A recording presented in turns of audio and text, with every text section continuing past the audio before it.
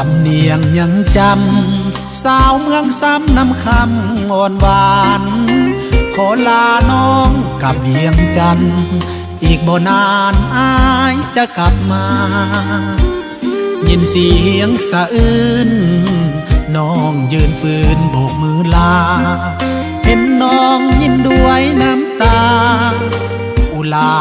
อายแทบขาดตายอย่าลืมน้องเด้ออายตอบว่าอายจะกลับมายังจำคำมั่นสัญญาโทขวัญตาน้องจงเสื่อใจหักจริงจึงกล้าสัญญาแบบลูกผู้ชายวันนี้หรือว่าวันใด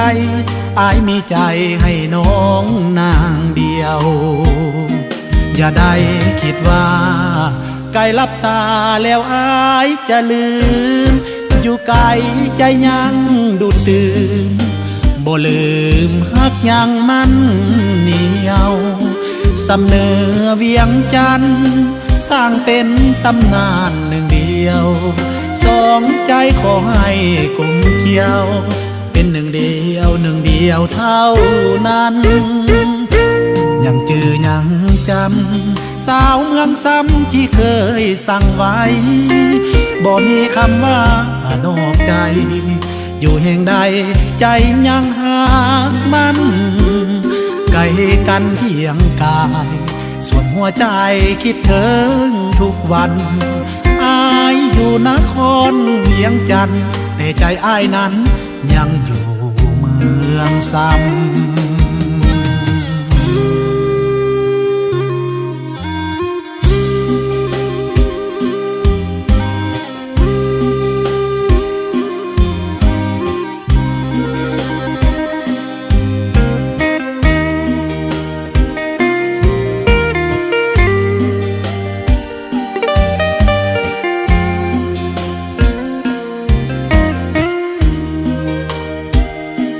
อย่าได้คิดว่า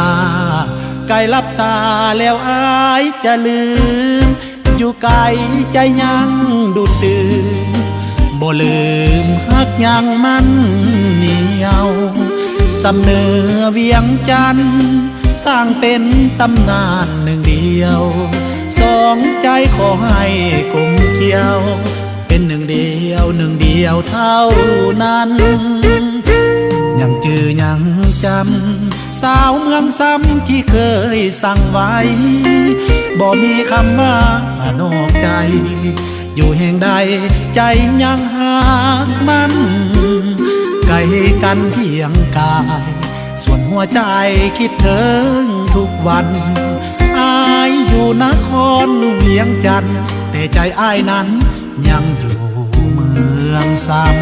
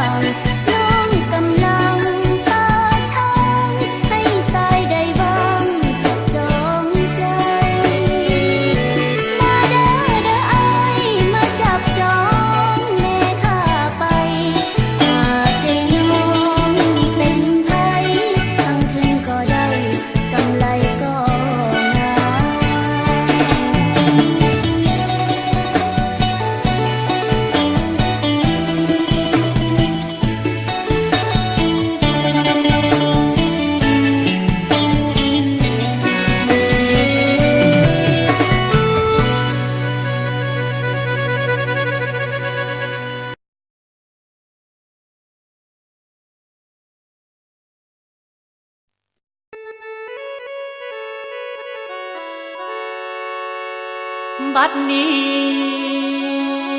สำเนื้อเป็นหน่วยแก่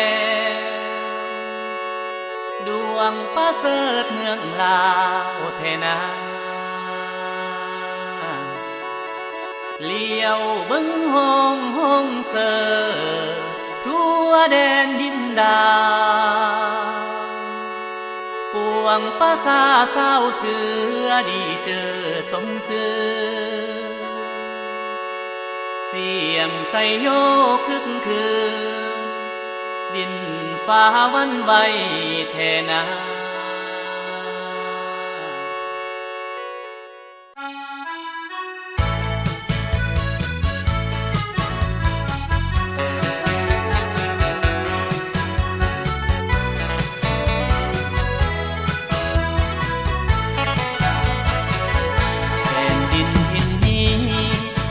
ดมดีแต่ปฐมบูหามีห้วยน้ำลำธารน้ำมาใสไหลผ่านหินงามยามตะเว้นคอยคำแม่น้ำซ้ำแสนงามเทนามาบัดนี้ซ้ำเนื้อยิ่งงามสง่าสืบมูลเสือหางการักษาแคว้นถิ่นดินซ้ำสวยสู่คำให้ศาสตร์ลาวได้อยู่สุขสันต์แผ่นดินถิ่นนี้สวยงามมีป่าดับสีศาสตร์ลาวให้ภาษาหันหาวก้าวไปอย่างสง่าราศีเพื่อศาสตร์ลาวเฮานี้เมืองศรีวิไลแทนา